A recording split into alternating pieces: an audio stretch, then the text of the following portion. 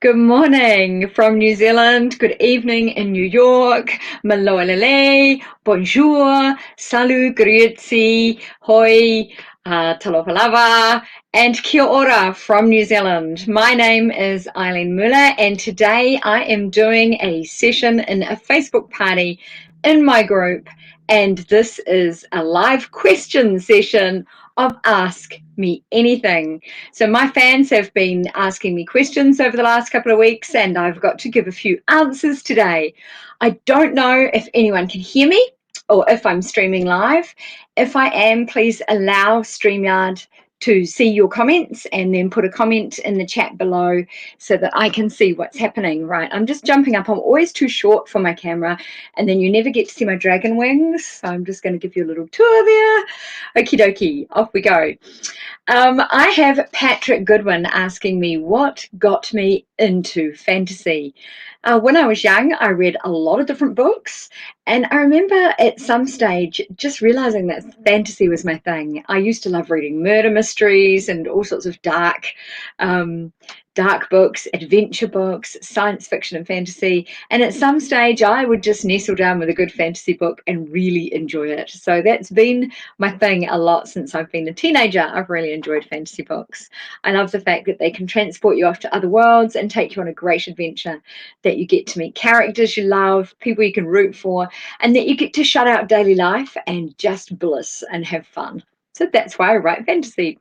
Also, I remember hearing about all these literary awards and people saying, well, fantasy is not eligible for them, and thinking at some stage, oh my goodness, those poor people, they don't read fantasy. How much richer their lives would be if they did. So there you go. I'm definitely a convert to the genre. I'm just trying to see if I can get my screen looking right there. Okay.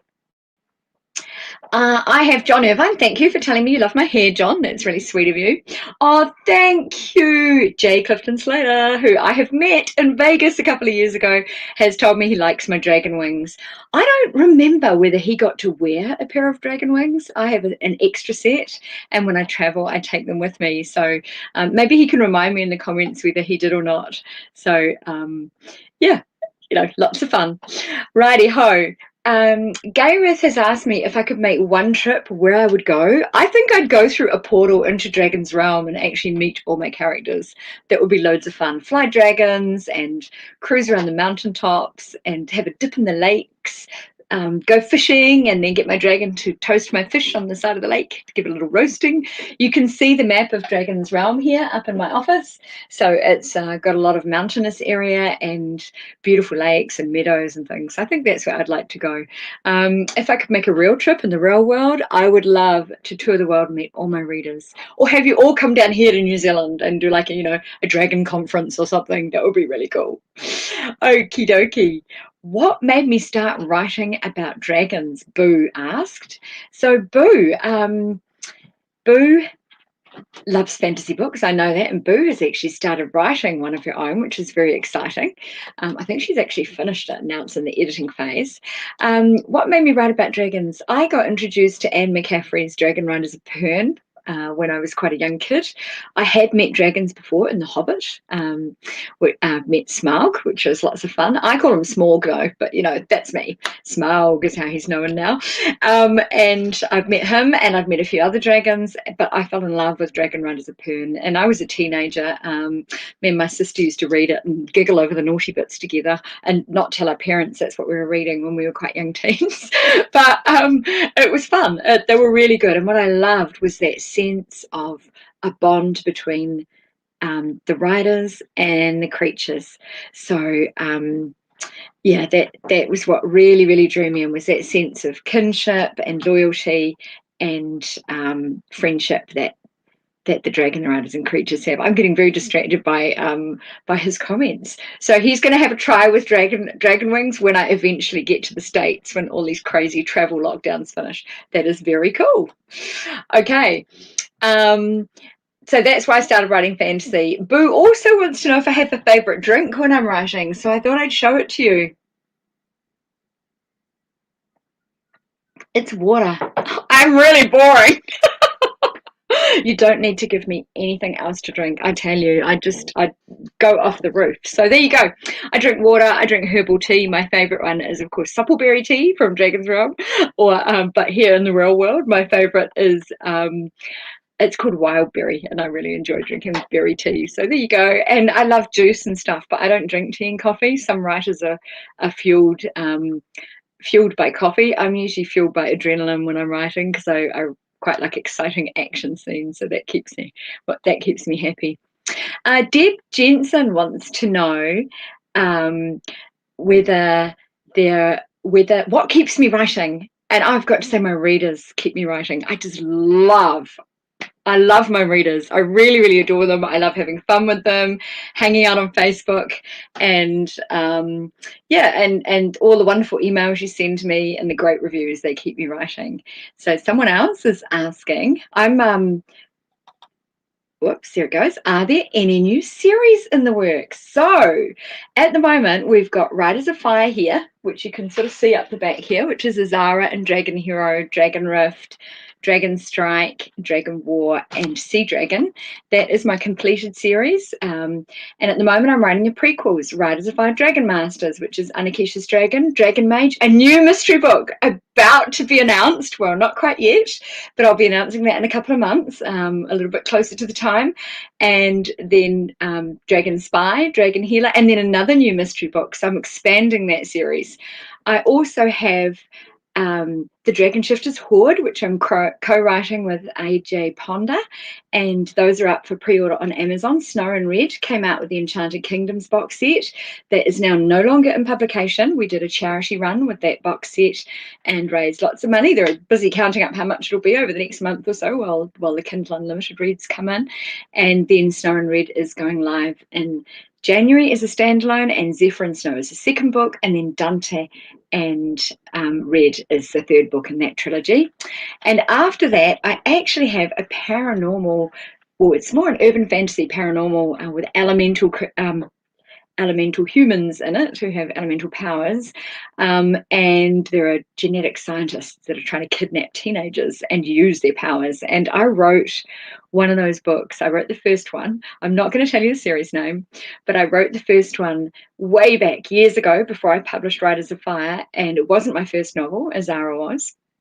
But and I revised Azara 18 times, and in the meantime I actually wrote this other novel, and I would love to develop that series. I'm just going to see how things go, because I know people want more Riders of Fire books, and I had 2 or 3 different Riders of Fire series in mind, and I thought what I could actually end up doing is maybe just make a third series. I'm not sure yet. This is just a brainstorming idea. Just make one called Riders of Fire Chronicles, and all the other Riders of Fire books go in there, and then I can keep writing in the universe forever. And of course, there's Riders of Fire Dragons, which at the moment has 2 or 3 books in it. There are 2 online, Ruby Dragon and Bronze Dragon. And then there's Silver Dragon, which you can get from my website. I'll put some links in the YouTube video and in the Facebook comments once it's up. And Silver Dragon is free. You can get that by signing up to my newsletter. And I'd like to expand those and tell all the stories of how the Dragon Masters actually imprinted with their dragon. So that's quite cool. Okay, we've got another question here live, which is, what inspires me the most when creating characters? Ooh, that's tough, isn't it? So I love characters that experience real emotions. So when I'm developing a character, I start thinking about their personality, and then I draw heavily upon emotions from life. And as I think about them, I get their backstory. So, for example, Roberto has had an abusive childhood. So he's quite cynical, he's jaded, but underneath, he has a heart of gold. Commander Zenz has had an abusive childhood.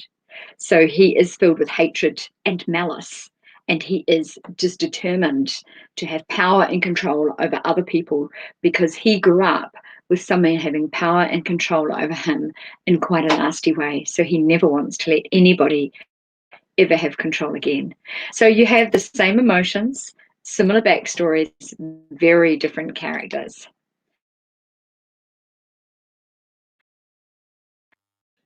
So I can see what I'm doing. It's going to sleep. Oh dear, I can't see you anymore.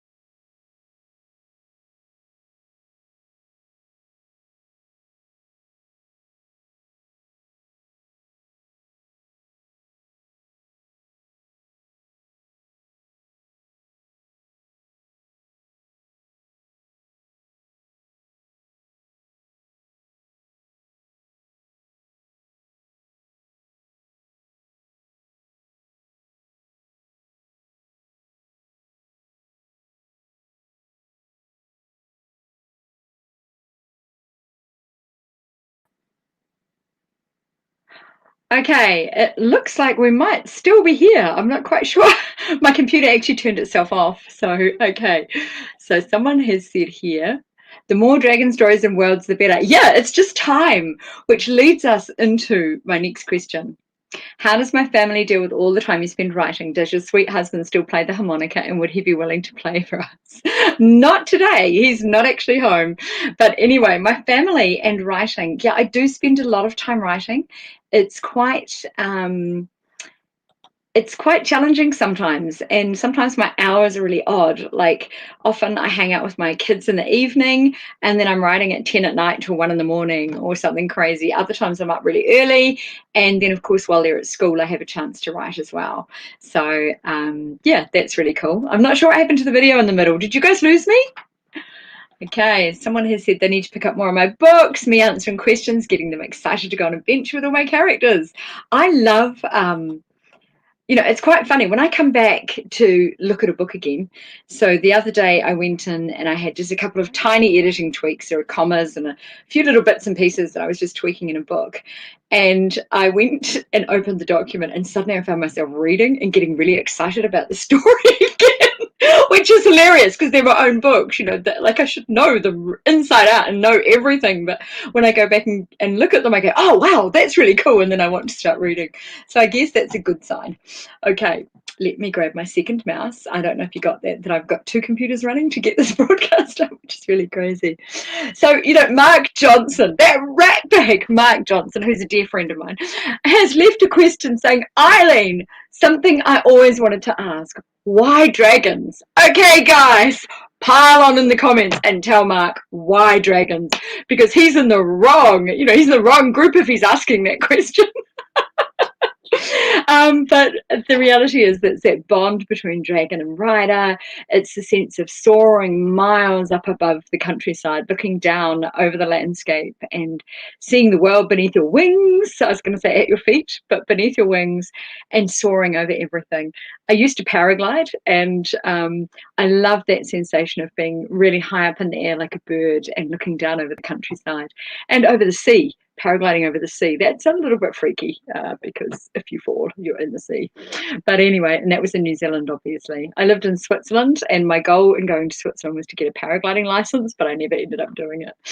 Okay, Gayreth Walden, hi Gayreth, has asked, if Riders of Fire was going to be made into a movie, what director would I choose? Hey, do you need to ask that? Well, I suppose there are many good directors out there, but I would choose Sir Peter Jackson.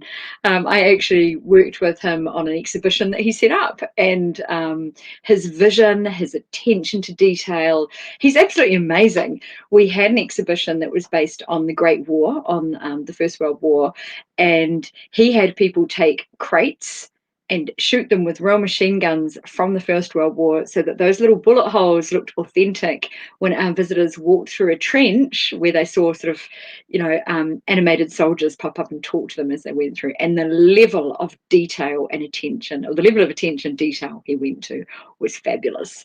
You could walk through and smell the thyme that was growing on the banks of Gallipoli. Absolutely amazing. The man's a genius. A lot of people know that. So yeah, I think, and to be a genius like that, you need to be a little bit quirky, aren't we all? So that's a good thing too. Okay, so Mark's asked me that. Somebody's asked me what my favorite food treat is, savory or sweet. I like both. What about you guys? What do you like?